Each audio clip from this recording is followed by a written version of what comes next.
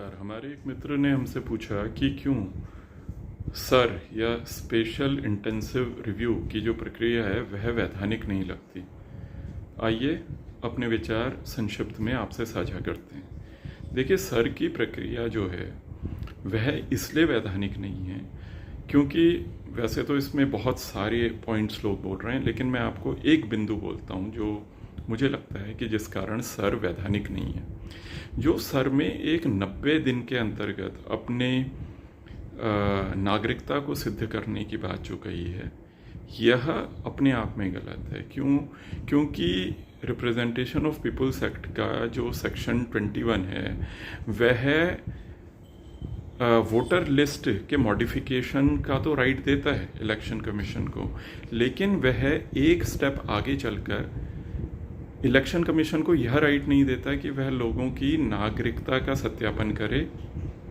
और इसके साथ ही जो इन्होंने ये 90 दिन के अंतर्गत चीज़ें करने का या किसी डेडलाइन के हिसाब से चीज़ें करने का जो एक अल्टीमेटम है वह भी बिल्कुल गलत है।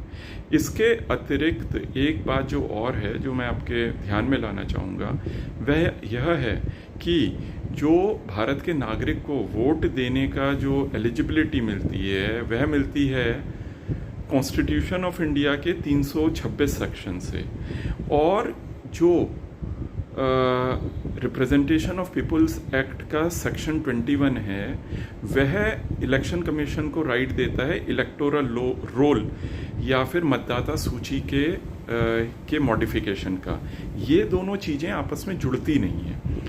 इसके अलावा एक बात और कही जा रही है, वह कह रहे हैं कि 2003 में इसी तरीके की प्रक्रिया हुई। नहीं, 2003 में हुआ एसआरआर के साथ एक बारीक बात जुड़ी है। वह क्या है?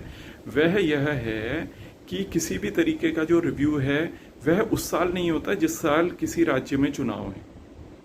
या तो अब ये अगर ये कह रहे हैं कि अगर इस साल बिहार में चुनाव है तो किसी भी रिव्यू की प्रक्रिया अभी नहीं हो सकती, लेकिन मोटा मोटी बात कहें तो बात यह है कि नागरिकता सत्यापन का जो एक एजेंडा इलेक्शन कमीशन ने उठाया है वह विधिक अधिकार उसके पास नहीं है। तो यह एक मूल बात है जो सर को अवैधानिक बना देती है। धन्यवाद।